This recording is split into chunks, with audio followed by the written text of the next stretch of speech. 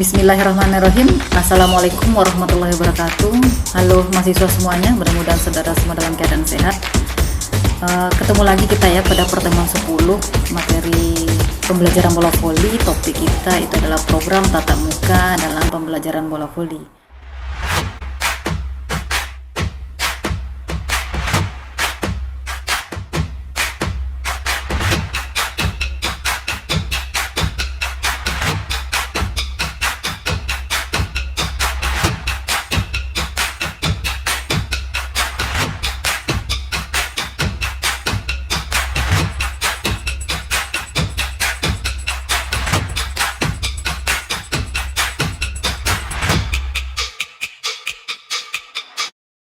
Yang seharusnya kita rencanakan sesuai edaran akademik ya, pertemuan 10 ini kita bisa tatap muka, kuliah secara luring atau offline ya, sehingga kita bisa fokus untuk meningkatkan kemampuan teknik saudara dalam pembelajaran bola voli.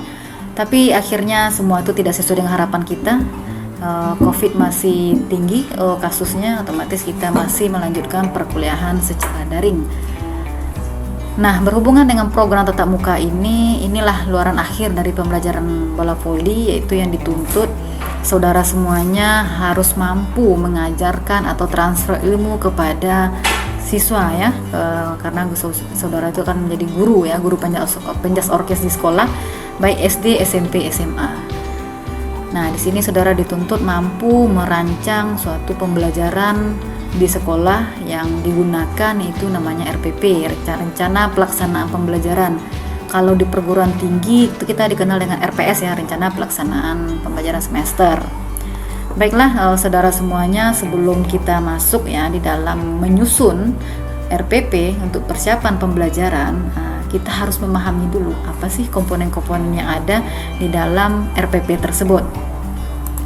Baik, untuk komponen RPP saudara bisa memperhatikan dan melihat, karena RPP sudah banyak kali revisi ya, tapi revisi terakhir itu 2019, jadi sebaiknya kita menggunakan RPP tahun 2014. Nah, inilah dia komponen-komponen yang digunakan dalam RPP tersebut. Yang pertama itu komponennya harus ada identitas sekolah, kemudian identitas mata pelajaran dan kelas atau semester. Yang kedua itu adalahnya alokasi waktu. Yang ketiga komponen yang harus ada di dalam RPP tersebut yaitu kompetensi inti, kemudian kompetensi dasar, indikator pencapaian kompetensi yang disingkat dengan IPK ya. Yang keempat adanya materi pembelajaran, materi apa yang akan kita ajarkan pada pertemuan tersebut. Yang kelima itu adalah identitas ya. Sebentar.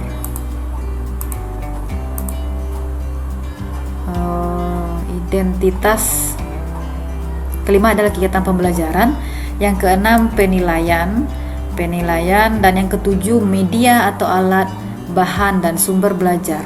Selanjutnya di dalam Permendikbud nomor 22 tahun 2016 tentang standar proses bahwa komponen RPP terdiri atas identitas sekolah, identitas sama ya, bersama dengan yang dijelaskan sebelumnya. Nah, inilah dia komponen-komponen yang ada di dalam RPP yang harus Anda muat nanti. Saudara juga akan diberikan praktek menyusun RPP sesuai dengan komponen yang ada dalam aturan RPP tersebut. Nah, yang kedua, sebelum Anda menyusun RPP tersebut, saudara harus mampu dan memahami ya prinsip-prinsip penyusunan RPP tersebut. Ini ada 8 prinsip yang digunakan di dalam menyusun rencana pelaksanaan pembelajaran tersebut. Yang pertama itu adalah saudara harus bisa memahami bahwa di sekolah itu adanya perbedaan individual antara siswa, antara lain itu kemampuan awalnya, yang kedua tingkat intelektualnya, kemudian bakatnya, selanjutnya potensi, minat, motivasi belajar, kemampuan sosial, emosi, gaya belajar, kebutuhan khusus, kecepatan belajarnya juga berbeda ya antara siswa, kemudian latar belakang budaya, norma, nilai dan lingkungan siswa. Jadi yang harus dipahami oleh guru itu bahwa siswa yang diajarnya itu mengalami perbedaan individual, banyak faktor yang ada, aspek-aspek dari perbedaan tersebut. Jadi jangan disamakan, pendekatan yang digunakan itu kan berbeda masing-masing siswa ketika saudara menjadi guru di sekolah. Makanya mahasiswa juga dibekali tentang psikologi psikologi pendidikan, sehingga dia mampu memahami perbedaan individual tersebut. Yang kedua, prinsipnya itu adalah partisipasi aktif siswa. Yang ketiga, berpusat pada siswa untuk mendorong semangat belajar, motivasi, minat, kreativitas, inisiatif, inspirasi, inovasi, dan kemandirian. Yang keempat, adanya pengembangan budaya membaca dan menulis yang dirancang untuk mengembangkan kegemaran membacanya, kemudian pemahaman beragam bacaan dan berekspresi dalam berbagai bentuk tulisan. Nah, yang kelima, pemberian umpan balik dan tindak lanjut rencana pelaksanaan pembelajaran, memuat rancangan program, pemberian umpan balik positif, penguatan, pengayaan, dan remedi. Yang keenam itu adalah penekanan pada keterkaitan dan keterpaduan antara KD-nya, kompetensi dasar, materi pembelajaran, kegiatan pembelajaran, indikator pencapaian, kompetensi, penilaian, dan sumber belajar dalam satu keutuhan yang namanya pengalaman belajar. Nah, yang ketujuh itu mengakomodasi pembelajaran tematik terpadu, keterpaduan lintas mata pelajaran, lintas aspek belajar, dan keragaman budaya. Nah, yang kedelapan, penerapan teknologi informasi dan komunikasi secara terintegrasi, sistematis, dan efektif sesuai dengan situasi kondisi. Nah, itulah dia prinsip-prinsip yang harus ada di dalam penyusunan rencana pelaksanaan pembelajaran. Saudara harus mengikuti beberapa prinsip sehingga dalam pelaksanaan pembelajaran sesuai dengan rencana awal yang kita laksanakan. Dan tujuan dari pembelajaran itu penjas orkes, itu tujuan akhirnya itu adalah nanti dia memiliki tingkat kebugaran jasmani. Nah, ketika saudara mengajarkan materinya tentang passing bawah, otomatis tujuan akhir adalah learning outcome-nya itu adalah mahasiswa mampu melakukan kemampuan atau melakukan keterampilan teknik dasar bola voli tersebut sesuai dengan teknik yang baik dan benar. Baiklah, ketika kita sudah memahami komponen-komponen yang ada di dalam RPP, nah kemudian juga sudah memahami prinsip-prinsip yang ada di dalam rencana pelaksanaan pembelajaran tersebut. Nah, kita lanjut kepada langkah-langkah penyusunan RPP. Nah, di sini ada 10 langkah-langkah dalam penyusunan RPP. Nah, apa saja langkah-langkah tersebut? Baik, kita lihat sama-sama apa sih langkah dalam penyusunan RPP. Yang pertama yaitu langkahnya adalah mengkaji silabus. Dengan adanya Permendikbud nomor 22 tahun 2016, maka silabus dikembangkan oleh guru mengacu pada komponen yang tercantum pada Permendikbud tersebut. Saudara bisa melihat nanti panduan dalam pengembangan silabus ya untuk bahan referensinya. Yang kedua, melakukan analisis keterkaitan SKI-nya. Yang kedua, KI-nya, yang ketiga KD, dalam rangka merumuskan indikator pencapaian kompetensi dalam pembelajarannya.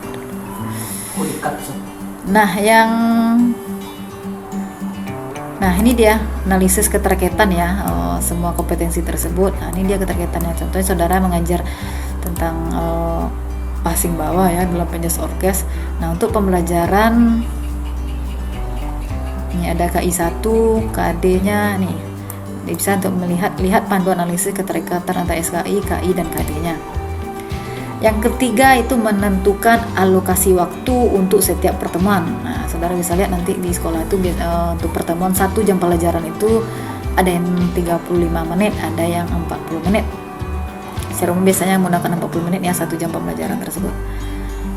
Nah, kemudian penentuan ini berdasarkan hasil analisis waktu yang dibutuhkan untuk pencapaian tiap IPK-nya dan disesuaikan dengan karakteristik siswa di satuan pendidikan.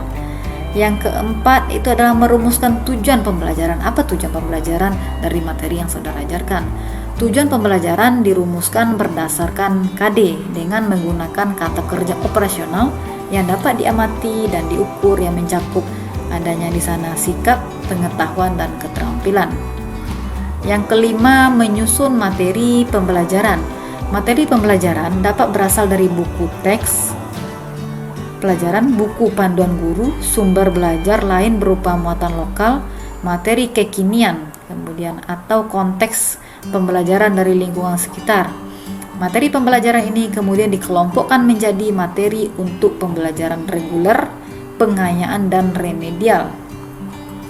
Yang keenam, menentukan pendekatan, model, metode pembelajaran yang sesuai.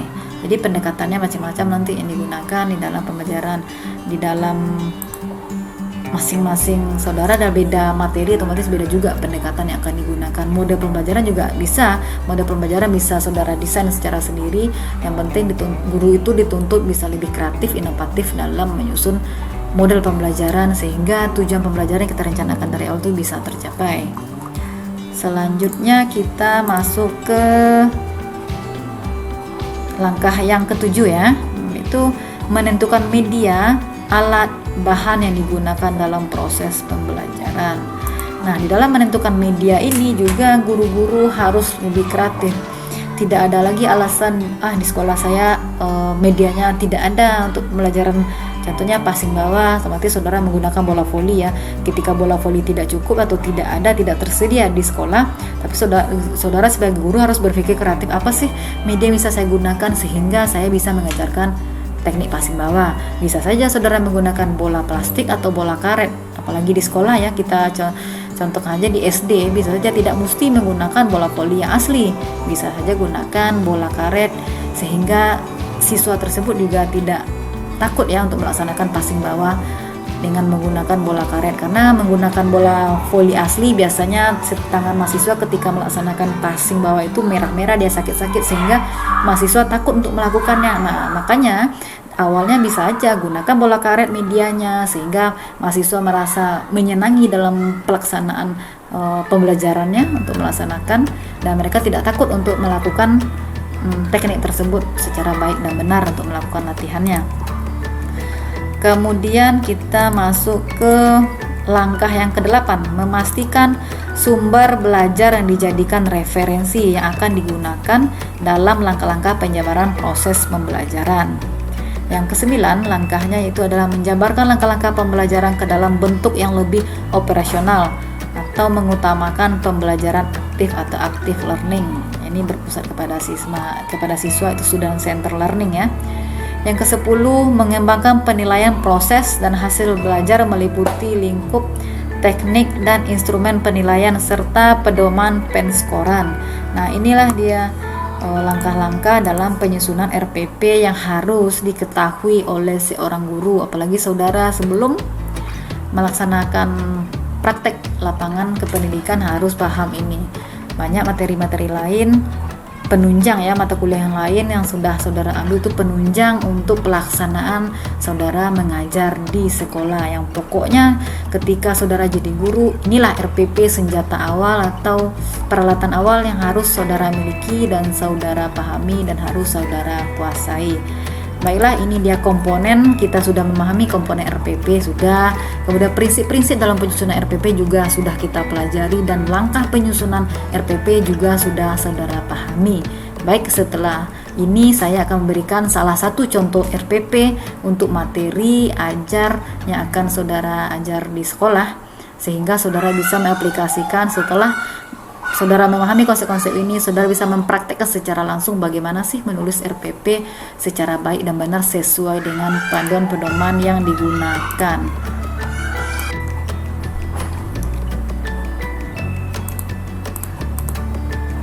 Baik, kita lanjut untuk contoh ya, contoh rencana pelaksanaan pembelajaran atau RPP yang akan saudara siapkan untuk pertemuan 10 sampai pertemuan 15 nantinya ya, karena ini merupakan learning outcome atau luaran dari saudara mengambil mata kuliah pembelajaran bola voli. Saudara dikatakan berhasil dalam mengikuti mengikuti perkuliahan pembelajaran bola voli ini ketika saudara sudah mampu mentransfer ilmu kepada orang lain, tentunya itu siswa ya, baik itu siswa SD, SMP, dan SMA. Dan pendekatannya juga akan berbeda-beda nanti ketika saudara mengajar di SD, pendekatannya berbeda dengan mengajar di SMA, kemudian pendekatan mengajar di SMK juga akan berbeda. Nah, di sini saya akan memberikan salah satu contoh rencana pelaksanaan pembelajaran untuk saudara mengajar di SD. Kita mengambil yaitu kelas 5 dengan materi passing bawah. Ini saya contohkan passing bawah. Nanti saudara bisa mengembangkan materi-materi lain, atau ada juga yang mengambil materi passing bawah tapi dengan cara pelaksanaannya akan berbeda, atau medianya atau model pembelajaran digunakan berbeda. Boleh-boleh saja, tidak ada masalah. Yang penting saudara sudah paham ya komponen dalam RPP itu apa saja, kemudian prinsip-prinsip penyusunan RPP bagaimana, kemudian langkah-langkah penyusunan RPP-nya seperti apa, itu harus ada di dalam kepala saudara.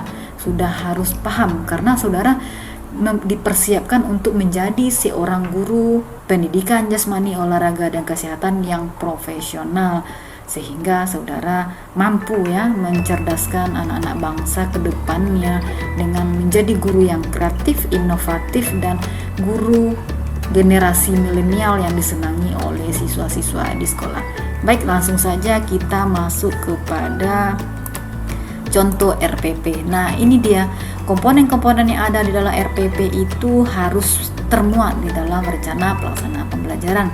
Yang pertama tadi dijelaskan adanya identitas sekolah. Itu adalah sekolah dasar. Saya mengambil contoh di sini itu Sekolah Dasar Negeri 01 Padang. Terserah nanti saudara memilih di mana. Kemudian adanya identitas mata pelajaran, yaitu pendidikan jasmani, olahraga, dan kesehatan. Saudara mengajar di kelas, nah semester kelas 5, semester 1, itu semester ganjil ya. Materi yang diajar itu adalah passing bawah, dan alokasi waktu itu 2 kali 35 menit. Nah, yang pertama itu adalah kompetensi inti atau disingkat dengan KI. Kompetensi yang pertama itu menerima, menjalankan, dan menghargai ajaran agama dianut. Ini yang paling pertama ya. Yang kedua, menunjukkan perilaku jujur, disiplin, tanggung jawab, santun, peduli, dan percaya diri dalam berinteraksi dengan keluarga, teman, guru, dan tetangganya, serta cinta tanah air. Yang ketiga, memahami pengetahuan faktual dan konsep-konsep dengan cara mengamati, menanya, dan mencoba berdasarkan rasa ingin tentang dirinya, makhluk ciptaan Tuhan dan kegiatannya, dan benda-benda yang dijumpai di rumah, di sekolah, dan tempat bermain. Nah, yang keempat, kompetensinya menyajikan pengetahuan faktual, konsep dalam bahasa yang jelas, sistematis, dan logis dalam karya yang estetis, artinya ada keindahan. Kemudian dalam gerakan yang mencerminkan anak sehat, dan dalam tindakan yang mencerminkan perilaku anak beriman dan berakhlak mulia. Nah, inilah dia kompetensi inti yang harus ada di dalam RPP, rencana pelaksanaan pembelajaran. Yang pertama itu jelas ya, tentang agama kita, itu yang paling utama sekali. Apa sih implementasinya nanti di dalam pelaksanaan pembelajarannya. Selanjutnya kita masuk yang kedua, itu yang B, kompetensi dasar yang disingkat dengan KD. Indikator pencapaian kompetensi yang disingkat dengan IPK. IPK di sini bukan indeks prestasi kumulatif ya, tetapi indeks pencapaian kompetensi. Nah, inilah format yang digunakan untuk kompetensi dasar dan indikator pencapaian kompetensi. Kompetensi dasar yang pertama yaitu tadi kan menghayati dan mengamalkan nilai-nilai agama yang dianutnya dalam melakukan aktivitas jasmani. Nah, sedangkan indikator pencapaian kompetensinya apa? Yaitu pembiasaan perilaku berdoa sebelum sesudah pembelajaran. Nah, ya di dalam tabel kompetensi dasar ini dia yang kita pindah di atas sudah dijelaskan tadi ya, kompetensi inti. Nah, ini dia turunannya kompetensi dasarnya. Dan inilah dia indikator pencapaian kompetensi. Kompetensi dasar kedua itu ada bertanggung jawab dalam penggunaan sarana prasarana pembelajaran serta menjaga keselamatan diri sendiri, orang lain, dan lingkungan sekitar. Apa indikator pencapaian kompetensinya? Yang pertama itu adalah mengembalikan alat-alat olahraga ke tempatnya setelah menggunakan. Yang kedua, berhati-hati dalam melakukan gerakan olahraga. Ini dia indikator pencapaian kompetensinya. Yang ketiga, memahami konsep keterampilan gerak fundamental permainan bola voli. Ketika kita berbicara tentang keterampilan gerak, otomatis ada fase-fasenya yang harus dilakukan dalam keterampilan bola voli. Sekarang kita fokus ke materi passing bawah. Apa saja sih fase-fase dalam keterampilan passing bawah? Untuk indikator pencapaiannya, yang pertama menjelaskan sikap awal passing bawah bola voli dengan benar. Yang kedua, menjelaskan sikap perkenaan bola pada passing bawah bola voli dengan benar. Yang ketiga, menjelaskan sikap akhir passing bawah bola voli dengan benar. Nah, kompetensi dasar yang keempat itu adalah mempraktekkan teknik dasar permainan bola voli dan menekankan gerak dasar fundamental. Yang pertama tadi itu kita memahami konsep dari keterampilan gerak, otomatis kita harus paham. Ketika paham, mampu menjelaskan. Nah, yang keempat, kompetensi dasarnya itu adalah mempraktekkan teknik dasar permainan bola voli. Ketika mempraktekkan, otomatis indikator pencapaian kompetensinya harus mampu melaksanakan gerakannya tersebut. Yang pertama, mampu itu mempraktekkan sikap awal passing bawah bola voli dengan benar. Yang kedua, mempraktekkan sikap perkenaan bola pada passing bawah bola voli dengan benar. Yang ketiga, mempraktekkan sikap akhir ke passing bawah bola voli dengan benar. Ini walaupun materinya nanti saudara ada yang mengambil passing bawah, ini tidak mesti sama dengan yang saya jelaskan. Bisa saja Anda kreasikan kompetensi dasar yang saudara inginkan itu seperti apa. Kemudian indikator pencapaian kompetensinya itu bagaimana. Bisa nanti saudara lebih mengembangkan untuk indikator pencapaian kompetensinya. Baik, yang ketiga atau yang C, di dalam RPP itu harus ada tujuan dari pembelajaran. Apa sih tujuannya? Ada KI 1, di sini ada KI 2, KI 3, dan KI 4. Apa saja tujuan pembelajarannya? Yang pertama itu KI 1 itu pembiasaan perilaku berdoa sebelum dan sesudah pembelajaran, menjelaskan tentang pembelajaran teknik jalan cepat. Saudara harus tahu apa itu KI. KI tadi artinya adalah kompetensi inti. Jadi kompetensi inti yang pertama, kompetensi inti kan kita lihat sebelumnya itu ada 4 ya. Kompetensi inti dalam RPP ini, otomatis ini di dalam tujuan pembelajaran. Dalam kompetensi inti pertama itu apa yang akan dilakukan. Nah, di sini ada kompetensi KI 1 ya. Kemudian kita masuk kepada KI 2. KI 2 itu adalah mengembalikan alat-alat olahraga ke tempatnya setelah menggunakan. Kemudian KI yang kedua, KI 2-nya berhati-hati dalam melakukan gerakan olahraga. Masuk ke KI 3. KI 3 ada indik 3 ya. Yang pertama menjelaskan sikap awal, menjelaskan sikap perkenaan bola, ketiga menjelaskan sikap akhirnya. Dalam KI 4, ketika kita sudah paham, kemudian kita bisa menjelaskan, otomatis kita harus bisa mempraktekkan, itu masuk yang ke KI 4. Nah, selanjutnya harus ada materi. Walaupun di atas tadi sudah dalam format di atas ya, harus ada materi ajar, tapi di sini lebih didetailkan untuk sistematika penulisan RPP-nya. Harus ada materi ajar. Materi ajar yang kita gunakan, yang kita ajarkan sekarang itu ada teknik dasar passing bawah bola voli. Kemudian metode pembelajaran yang digunakan itu beda-beda ya. Di sini saya memilih untuk metode pembelajaran itu pendekatan saintifik. Apa sih artinya pendekatan saintifik? Sudah bisa memahami.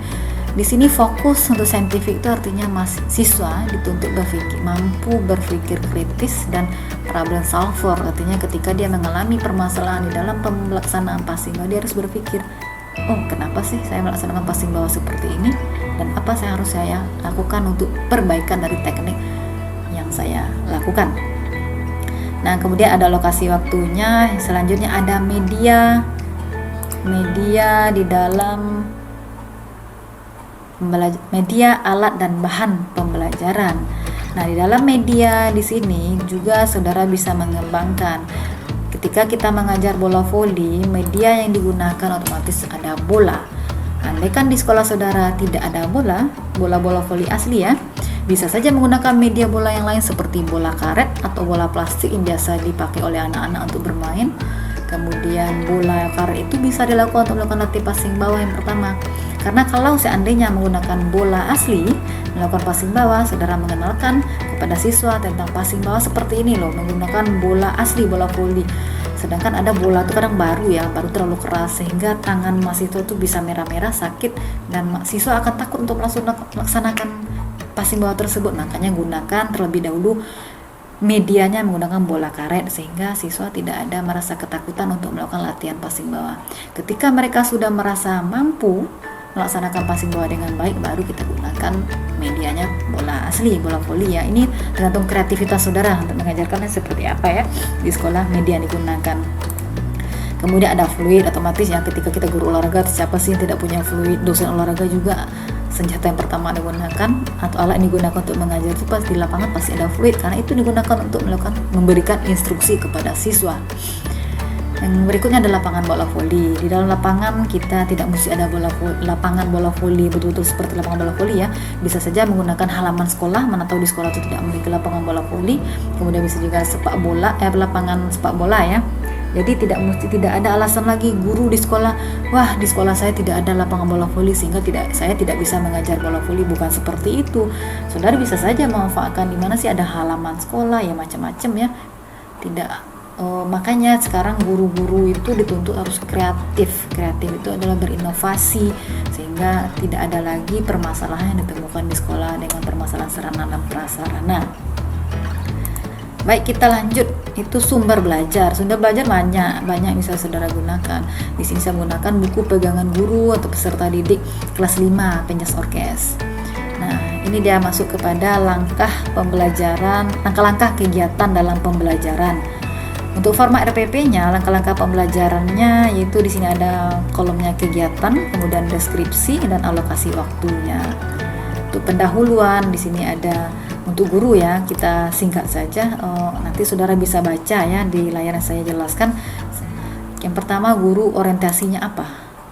Nah, ketika orientasinya guru di sini adalah kelas dibuka dengan salam, menanyakan kabar dan mengecek kehadiran siswa. Ini hal yang biasa yang dilakukan oleh seorang guru. Kemudian guru juga harus melakukan memimpin doa ya sebelum pembelajaran dimulai.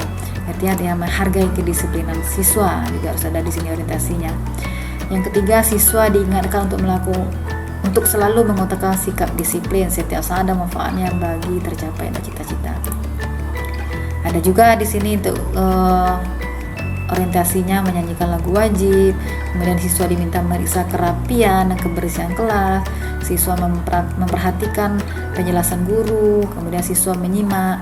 Nah, persepsinya apa? Di dalam persepsi ini yang pertama mengaitkan materi, tema, kegiatan pembelajaran yang akan dilakukan dengan pengalaman peserta didik dengan materi, tema, kegiatan sebelumnya. Nah, kemudian mengingatkan kembali materi prasyarat dengan bertanya. Kemudian mengajukan pertanyaan yang ada keterkaitannya dengan pelajaran yang akan dilakukan. Nah, dalam orientasi yang motivasi, apa yang dilakukan oleh seorang guru? Ini dia memberikan gambaran tentang manfaat mempelajari pembelajaran. Nah, kemudian ini ada apabila materi atau tema proyek ini dikerjakan dengan baik dan sungguh-sungguh ini dikuasai dengan baik, maka peserta didik diharapkan menjelaskan tentang materi sesuai tema. Kemudian menyampaikan tujuan pembelajarannya, yang selanjutnya mengajukan pertanyaan.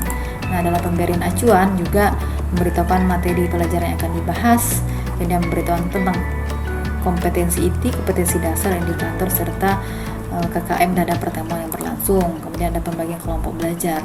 Kemudian menjelaskan mekanisme pelaksanaan pengalaman belajar sesuai dengan langkah pembelajaran. Ini waktunya selama 30 menit ya, alokasi waktunya. Baik, sekarang kita masuk kegiatan inti. Intinya kita sekarang membahas tentang materi kita tentang passing bawah. Nah, sintak model pembelajarannya seperti apa? Di sini harus jelas kegiatan literasinya bagaimana. Kemudian pembiasaan membaca 15 menit dimulai dengan guru menceritakan tentang kisah masa kecil.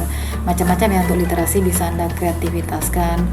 Kemudian yang pertama ada sintak pembelajaran, itu ada stimulation atau simulasi, memberikan rangsangan kepada siswa sehingga siswa merasa termotivasi, merasa semangat ya untuk mengikuti pembelajaran yang saudara berikan.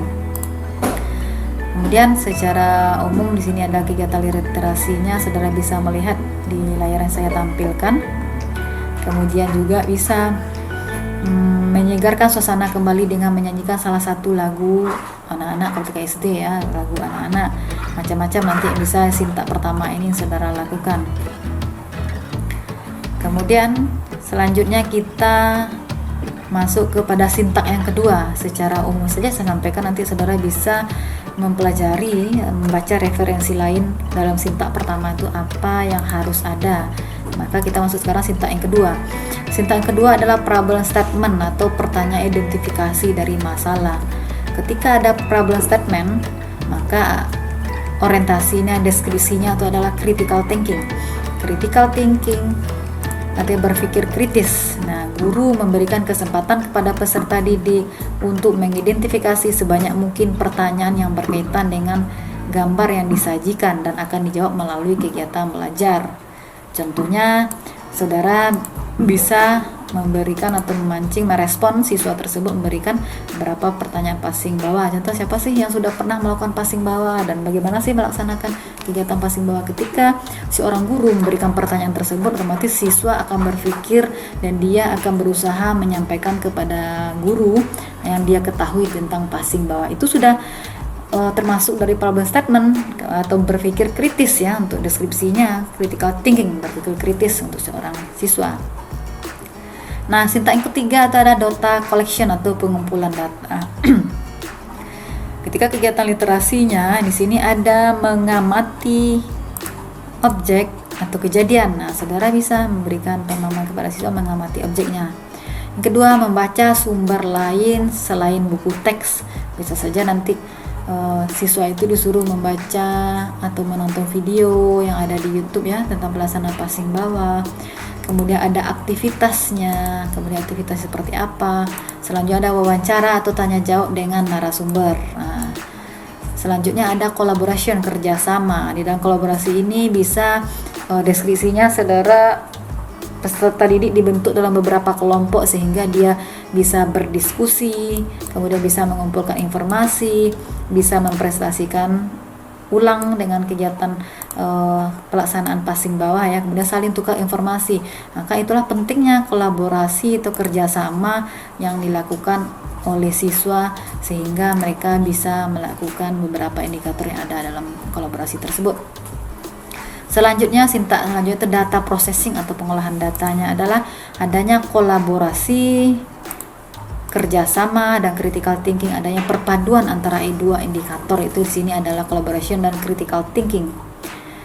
Kemudian adanya verification. Verification adanya critical thinking, berpikir kreatifnya seperti apa. Nanti bisa di sini ya, saudara bisa baca ya dari layar yang saya tampilkan. Selanjutnya adalah generalization atau menarik kesimpulan, adanya communication atau berkomunikasi, creativity dan kreativitas. Apa sih kreativitas yang bisa saudara lakukan ketika mengajarkan passing bawah? Nah, catatan yang paling penting yaitu selama pembelajaran berlangsung, guru mengamati sikap siswa dalam pembelajaran yang meliputi sikap nasionalisme, disiplin, rasa percaya diri, berperilaku jujur, tangguh menghadapi masalah, tanggung jawab, rasa ingin tahu, dan peduli lingkungan.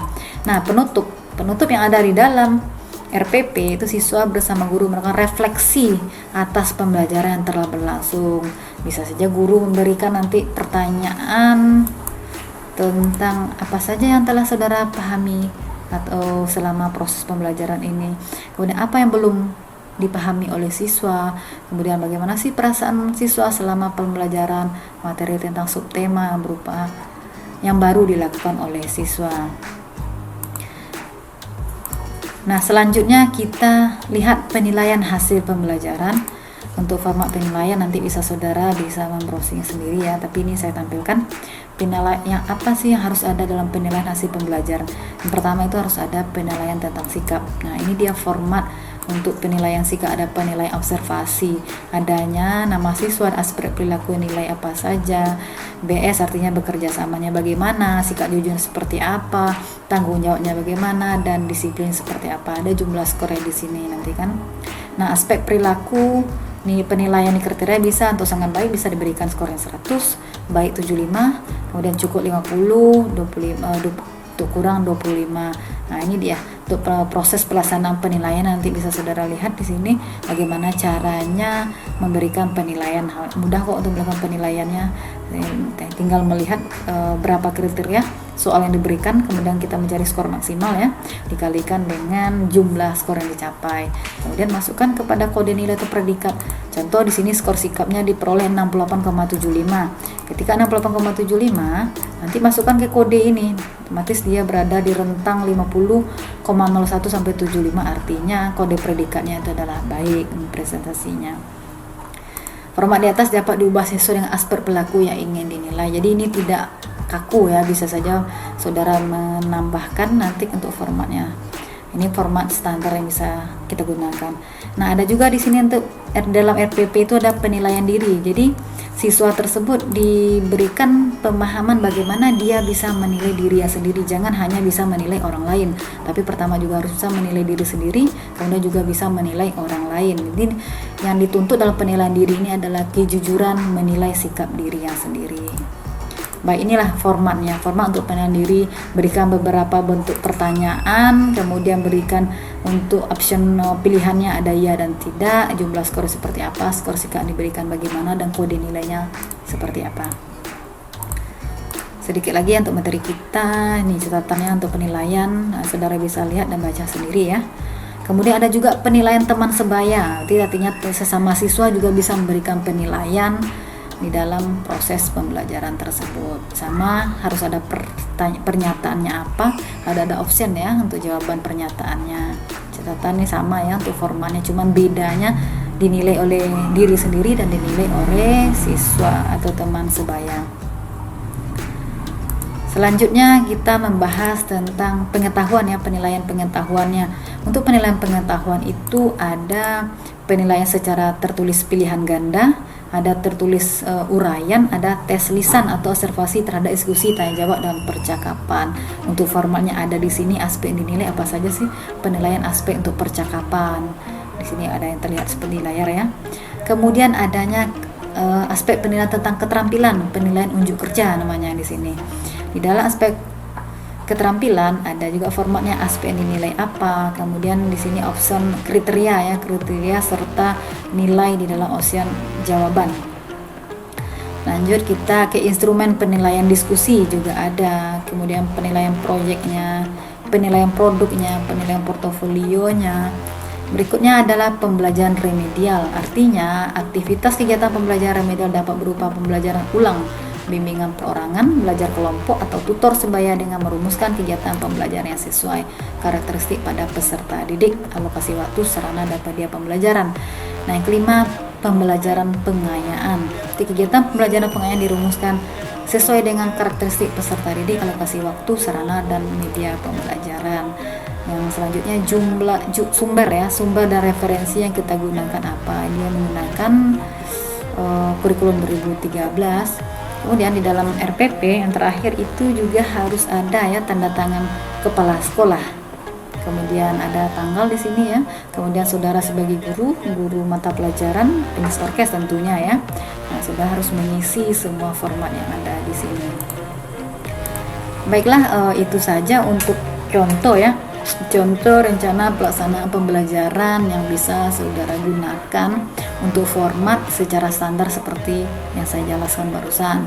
Untuk format pengembangan boleh saudara mengembangkan supaya lebih baik dari sini. Yang penting dalam menyusun RPP itu semua komponen dari RPP yang sudah dijelaskan harus ada ya, harus ada 7 komponen di dalam menyusun RPP dengan memperhatikan prinsip-prinsip penyusunan dari RPP serta langkah-langkah penyusunan RPP tersebut untuk penyusunan RPP ini dengan baik.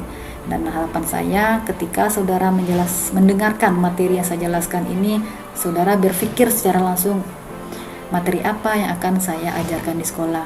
Yang pertama, untuk menyusun RPP ini saudara ambillah satu teknik. Kita kan ada 5 teknik nih, teknik passing bawah, teknik passing atas, service, mesh, dan block 5 teknik dalam pembelajaran bola voli tapi tahap awal untuk pertemuan 10 ini tugas saudara pertama menyusun RPP sesuai dengan salah satu teknik yang paling saudara kuasai. Tulis dengan baik RPP-nya. Yang kemudian yang kedua, tugas saudara mereview atau meresume apa yang saya sampaikan dari awal. Apa sih yang saudara tangkap?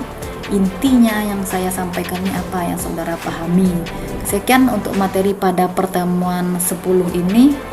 Terima kasih atas perhatiannya. Terlebih dahulu saya mohon maaf. Wassalamualaikum warahmatullahi wabarakatuh.